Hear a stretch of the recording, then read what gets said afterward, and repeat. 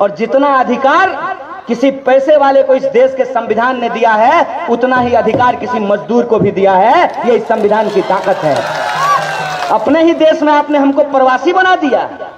हम आपकी फैक्ट्रियों में काम करते हैं, हम आपके लिए बस चलाते हैं, हम आपके लिए ठेला चलाते हैं, हम आपके लिए रिक्शा चलाते हैं, हम आपके लिए खेतों में मजदूरी करते हैं। हमने आपके लिए बिल्डिंगें बनाई।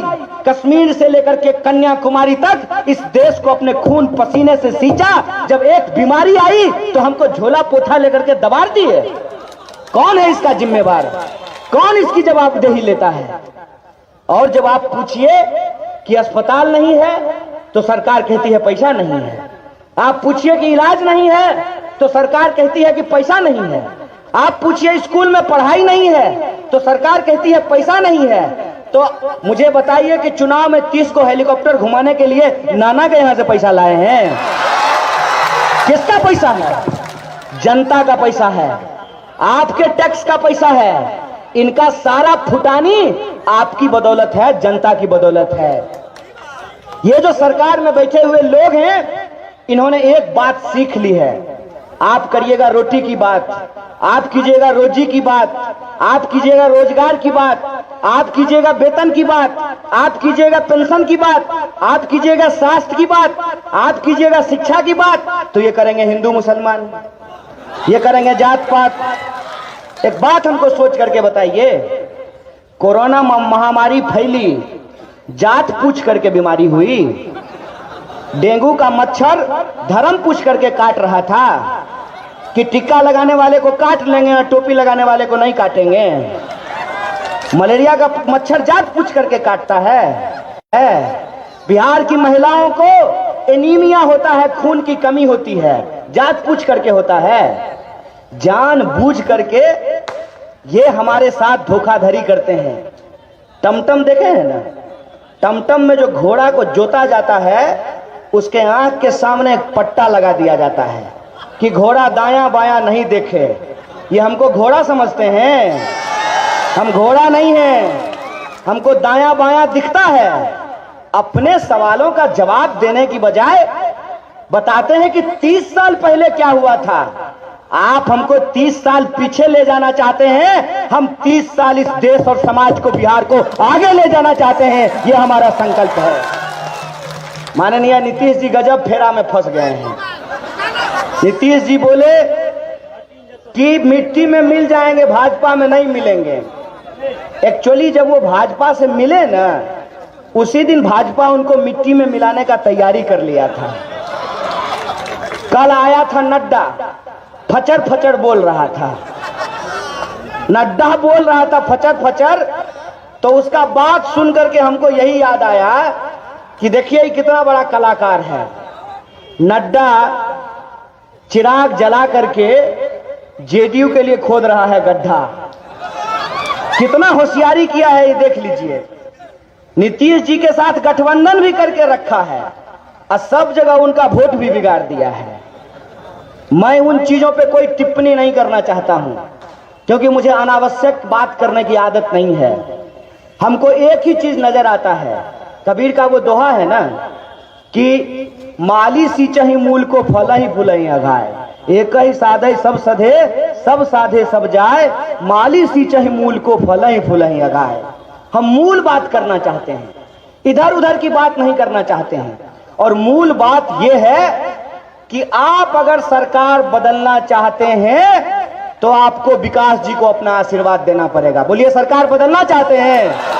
सब लोग की सहमति है? तो इधर उधर देखने का कोई जरूरत नहीं है। सचमुच अगर विकास चाहते हैं तो आपके बीच में विकास जी चुनाव लड़ रहे हैं, इनको अपना आशीर्वाद दीजिए, इनको अपना समर्थन दीजिए। और ये बात मैं क्यों कह रहा हूं, इसकी दो वजह है। पहली बात तो ये, हमारा संकल्प पत्र, हमारा घोषणा पत्र, हमारी बातचीत, हमारा संवाद, हमारा भाषण कोई भी इधर उधर की बात नहीं कर रहा है। ना हम जात पात की बात कर रहे हैं, ना हम धर्म की बात कर रहे हैं। हम रोजी रोजगार की बात कर रहे हैं, हम समान काम के समान वेतन की बात कर रहे हैं। हम कह रहे हैं कि नियोजित शिक्षकों को भी अस्थायी कीजिए, अतिथि शिक्षकों को भी अस्थायी कीजिए। आंगनवाड़ी महिला का भी आत्मसम्मान होता है, उसको भी सही तरीके से वेतनमान दीजिए। और ये सारी बात जब मैं कहता हूं तो मैं किताब में गरीबी नहीं पढ़ा हूं, हमने गरीबी झेला है, हमने गरीबी को जिया है। आंगनबाड़ी का वेतनमान बढ़ाना इसलिए जरूरी है क्योंकि मेरी माँ ही आंगनबाड़ी में काम करती है, हम जानते हैं उनकी क्या हालत होती है। मुझे मालूम है कि आशा वर्कर जो हैं उनके साथ क्या बर्ताव किया जाता है। आप मुझे बताइए, 400 रुपया वृद्धा पेंशन मिलता है, 350 रुपया का तो मोबाइल रिचार्ज होता है। क्या बूढ़ा को नहीं मन होगा बूढ़ी से बतियाने का है? आप 400 रुपया वृद्धा पेंशन देते हैं, क्या हो जाएगा 400 रुपया में? ये जो बिहार का सवाल है, एक एक बुनियादी सवाल, हम कहते हैं पुराना पेंशन लागू कीजिए। नया पेंशन के नाम पर सरकारी कर्मचारियों के साथ धोखाधड़ी हुआ है। पुराना पेंशन लागू कीजिए, समान काम का समान वेतन लागू कीजिए, वृद्धा पेंशन की जो राशि है उसको आप बढ़ाइए, बिहार में नए रोजगार के अवसर को पैदा कीजिए। एक बात आप ही सोच करके हमको बताइए, कोटा में पढ़ने वाला बिहारी, पढ़ाने वाला बिहारी, तो कोचिंग कोटा में कहे पूर्णिया में नहीं चल सकता है? क्या जरूरत है कोटा जाने का? चाहिए क्या? चाहिए बिजली और इंटरनेट। नीतीश जी खुद ही कह रहे हैं कि वो बिजली गांव-गांव पहुंचा दिए हैं। तो जब बिजली गांव-गांव पहुंचा दिए हैं तो हमको रोजगार के लिए दिल्ली, बंबई, कलकत्ता जाने का क्या जरूरत है? जब वो कह रहे हैं, उनके मित्र हैं मोदी जी के, जियो धन धना धन। जब इंटरनेट आ गया है, बिजली आ गई है और सब काम जब इंटरनेट से ही हो सकता है, तो बिहार का लड़का इंजीनियरिंग करने के लिए ग्वालियर क्यों जाए और काम करने के लिए गुड़गांव क्यों जाए? इंजीनियरिंग कॉलेज बिहार में भी खुल सकती है और काम जो है बिहार में भी किया जा सकता है। कॉल सेंटर भागलपुर में भी हो सकता है, पूर्णिया में भी हो सकता है, मुजफ्फरपुर में भी हो सकता है। लेकिन दिक्कत इस बात की है कि ये चाहते नहीं हैं कि बिहार के 12 करोड़ लोगों के आत्मसम्मान के लिए कुछ भी किया जाए, क्योंकि इनके लिए हम सस्ते मजदूर से अलावे और कुछ नहीं है। इसीलिए ये हमारे क्षेत्र में, हमारे प्रदेश में कोई विकास नहीं करना चाहते हैं। जब चुनाव आता है बस लिट्टी चोखा खाना शुरू कर देते हैं। ए महाराज, बिहार में खाली लिट्टी चोखा होता है? बिहार में बहुत कुछ होता है। बिहार को अगर आप ठीक से घूमे होते, देखे होते, समझे होते तो आपको पता चल जाता कि सिर्फ लिट्टी चोखा नहीं, पेपचा का पत्ता का बचका भी बना करके हम लोगों को खाने के लिए आता है। हर इलाके की अपनी एक खास चीज है। मुजफ्फरपुर में लीची भी उगाते हैं, हाजीपुर का केला भी होता है, नवगछिया में भी केला होता है। आप अगर अपने उस फैशनेबल डिजाइन से बाहर निकल करके बिहार की जनता के बीच जाएंगे तो आपको पता चल जाएगा कि बिहार की शक्ति क्या है। और बिहार की सब शक्ति, सबसे बड़ी ताकत बिहार के ये 12 करोड़ लोग हैं। अगर इनका प्रबंधन किया जाए, बिहार की खेती किसानी का प्रबंधन किया जाए, नए उद्योगों का सृजन किया जाए, तो बिहार के लोगों को बाहर जाने की जरूरत नहीं है। आप बताइए, पढ़ने के लिए बाहर जाना है, इलाज कराने के लिए बाहर जाना है, नौकरी करने के लिए बाहर जाना है, यहां तक कि छोड़ दीजिए, नयका बुतरू सबका ब्याह होता है तो हनीमून मनाने के लिए दार्जिलिंग जाता है।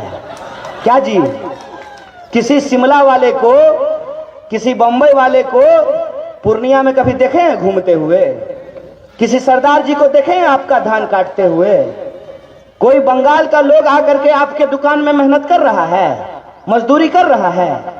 तो ऐसा हमारे साथ क्यों हो रहा है कि हर चीज के लिए हमको ही बाहर जाना पड़ रहा है? क्योंकि हमने जिनको चुना है उन्होंने हमको ठगा है। यह बात हमको अपने दिमाग में डालना पड़ेगा। इसीलिए बदलाव जरूरी है। और ये तो कोसी का इलाका है, हर साल आप लोग बाढ़ देखते हैं, पानी का जल जमाव देखते हैं। आप मुझे बताइए कि जहां पानी जमा हो जाता है वो पानी से बदबू आने लगती है कि नहीं आने लगती है? पानी महकने लगता है कि नहीं महकने लगता है? और आपके इलाके में तो 20 साल से सुने हैं पानी जमा है कि नहीं? तो बदल देना चाहिए ना, बदलिएगा, भूलिएगा नहीं ना। हम सुने हैं मुर्गा भात आजकल खूब चल रहा है, ठीक है, कोई बात नहीं है, खाइए मुर्गा भात। कौन वो अपने पप्पा के घर से आपको खिला रहा है?